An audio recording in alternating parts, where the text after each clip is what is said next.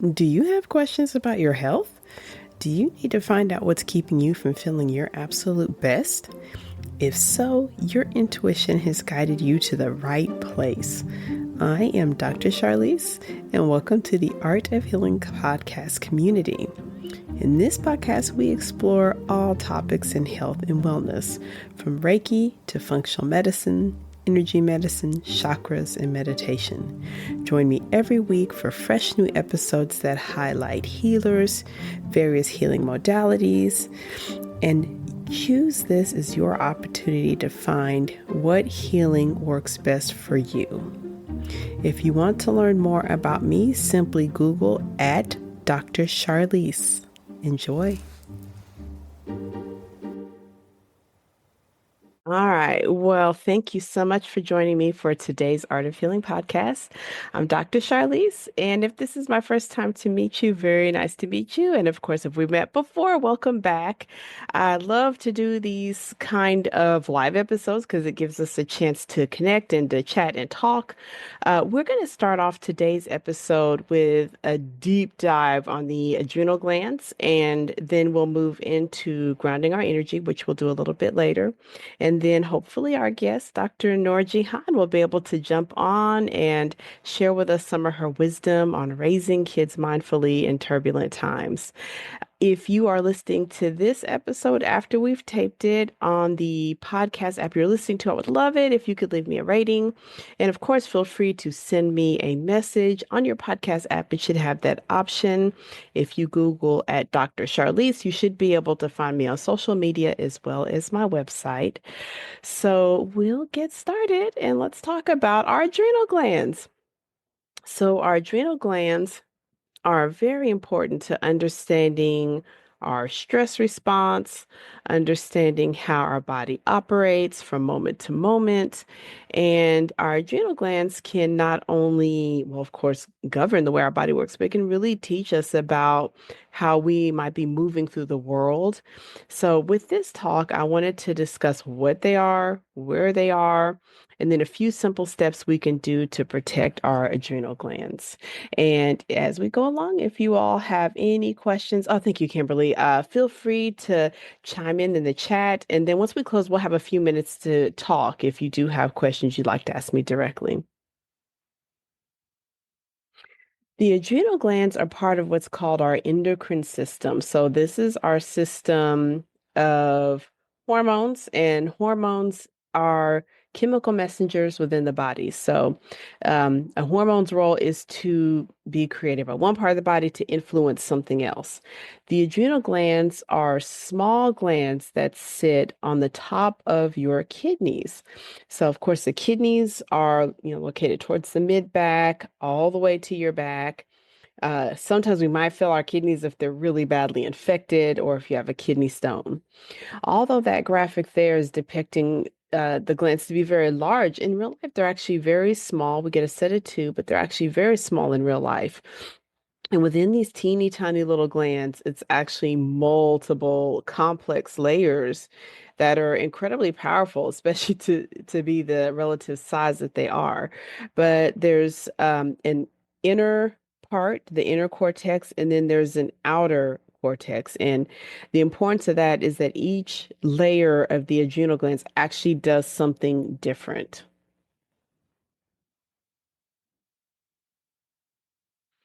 So the way that our adrenal glands work is they are resting there on the top of your kidneys.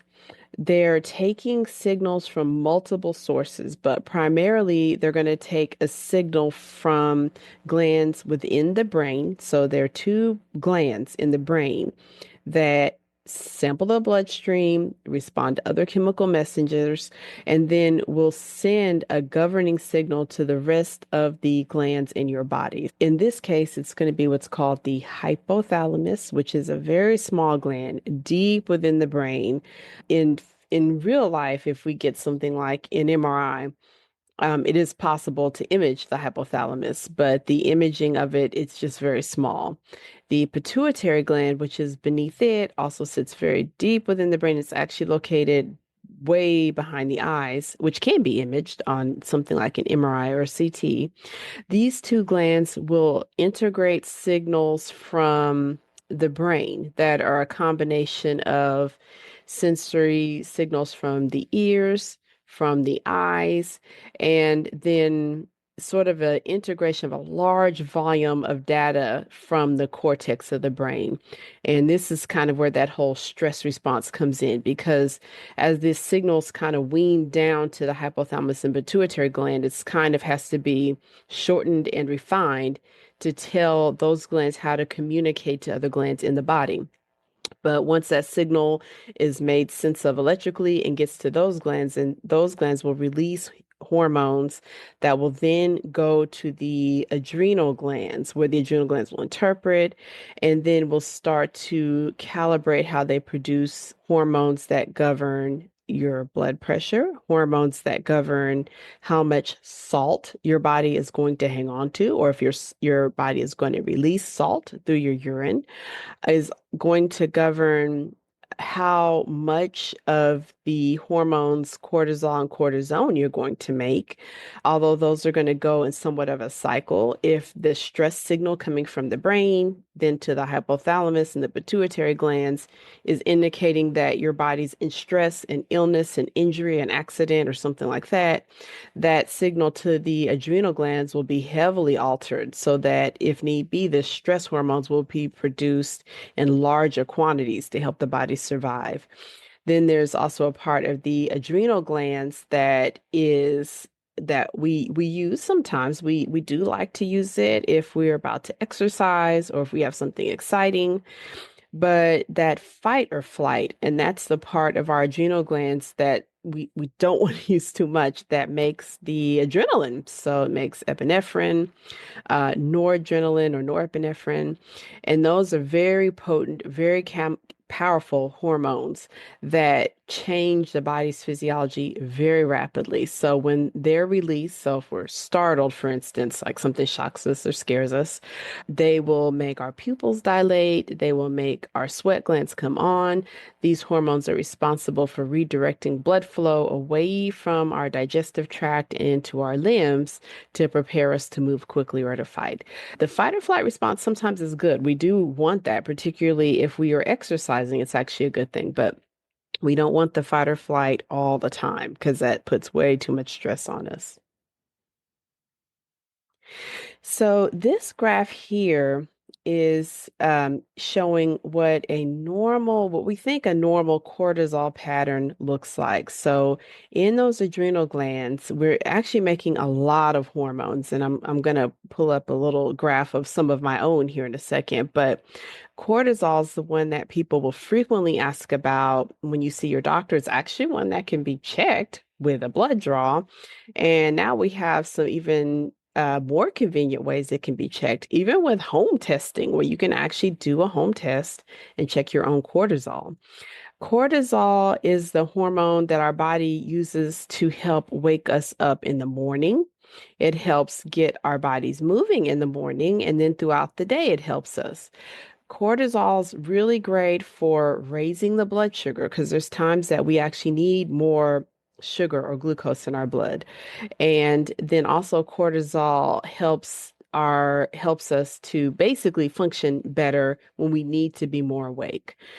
Normally, this graph doesn't quite capture it because our cortisol over a 24-hour period while you're sleeping, your adrenal glands actually start the process of raising your cortisol levels earlier than you wake up. So around 3 or 4 in the morning, your adrenal glands get a signal from your brain to start to wake you up and will gently start to raise the cortisol levels until they should peak, hopefully about the time you're going to wake up.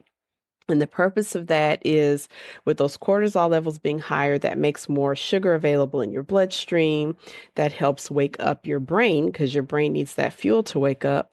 Then also that cortisol is going to help raise your pulse. So your heart should beat a little faster, should raise your blood pressure a little bit. And that's to help you go from laying down and sleeping all night to being upright. So when you first sit up in the morning, and then of course when you get up and start your day. So we want to have a surge of it a little bit, but then we kind of want that to go down. So as we go throughout our day, the cortisol starts to go down, which we need because as we get later in the day, we need another set of hormones to start to kick in to help our bodies digest food, help us relax, and then prepare us to go to sleep because we're diurnal creatures. So, stress and the adrenal glands, and I'd mentioned before that some of our stress is good. We actually want to have that stress. So, what we call stress, which is essentially our body senses something's not right, something's not good, we don't like it. Um, we have a response which is from the HPA axis, which we talked about, which is that gland in the brain, the hypothalamus, the pituitary gland, which is also in the brain, that will trigger a release of cortisol and adrenaline from those adrenal glands. And then correspondingly, those glands will affect pretty much every part of the body. So it affects the heart rate, the pulse, the blood pressure. Blood sugars go up because glucose is a good way to get the body moving, activated. The brain needs it. The muscles can use glucose quickly to move and to have action. And then hopefully we should have a time after that that we recover. So if it's a good stress, so you decide I'm going to the gym, I'm pumping iron, I'm going to work out. So that stress will trigger your HPA axis. You'll get all those same hormones. But if you were going to work out and this was intentional, then after your workout, you'll hydrate, you'll do some stretches, you'll get some water, and then hopefully you'll have some time where you can actually have a little bit of a rest. And that's where the adrenal glands will recover. And also in that rest period, especially if you're exercising, the muscles will do the recovery, get more blood flow, will allow the liver and the kidneys to get toxins out of you from exercising.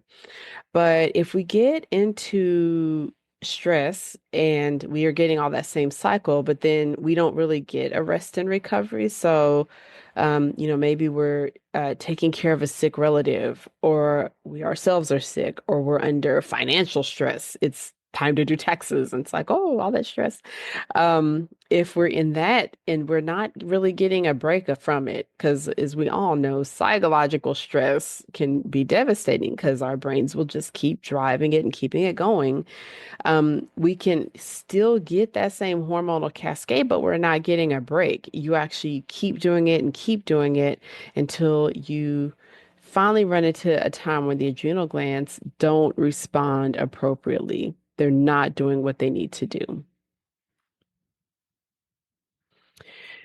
So I mentioned earlier that one of the great things about modern medicine, especially in functional medicine, is we can conduct some of our own hormonal testing at home. And there's actually even a couple companies where you can do this without a doctor's order. So this test I'm showing you here is one that I did on myself about 3 or 4 years ago, and I'm probably going to do another test here pretty soon. So this is one of those hormonal spans that you can check, and this is with collecting your own saliva and your own urine. It's so handy. And from this chart, what we can see is what's happening with my HPA axis. So that's my representation, my hypothalamus, my pituitary gland, the pineal gland, which I didn't mention, but also a small gland that sits in the brain. And what I liked about this graph, I included it, was because it shows that relationship between those glands in the brain and then getting down to the adrenal glands. From this chart, you can see that at the time that I did this, the amount of melatonin that I was making was actually low. What was going on with me, which I was aware of, was that I was waking up extremely early. I was waking up 3 to 4 hours earlier than I desired. And once I got this test, I recognized immediately that the amount of melatonin that would probably be more optimal for me sleeping better was awfully low. What that meant for me was making a change in some of my habits, coming off of digital screens much earlier, making sure to unplug from the TV or unplug from anything that I perceive to be activating much earlier in my day. because at this time I would fall asleep great, but then I was waking up. And then also including foods throughout my day that contained melatonin. Oddly enough, what ended up working for me was not actually taking melatonin. It was making those changes because I would take melatonin and I'd actually feel very tired but I wouldn't actually sleep better.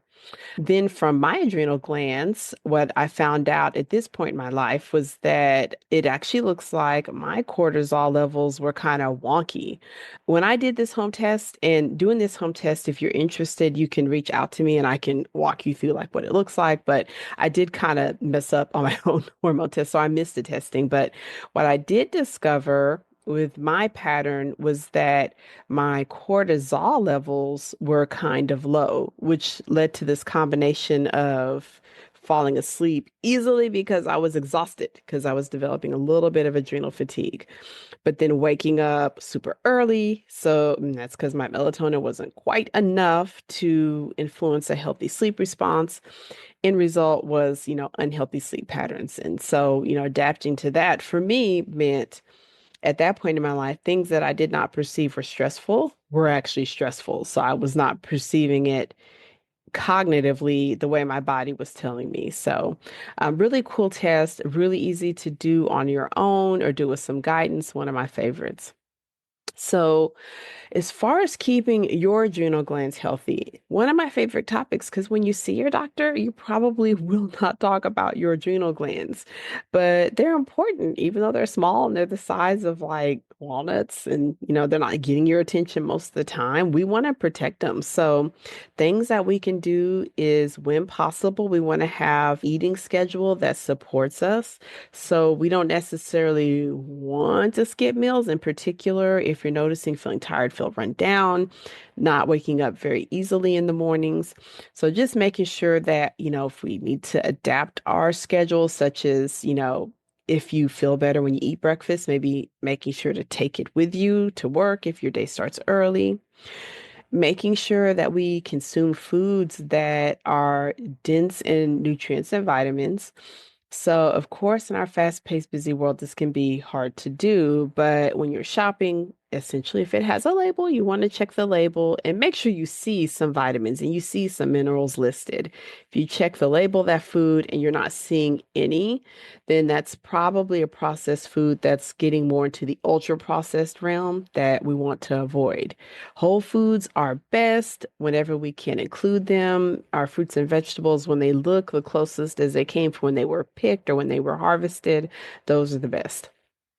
Sodium is tricky because the catch-all phrase that we've heard for many years is related more to people that have cardiovascular disease, such as high blood pressure.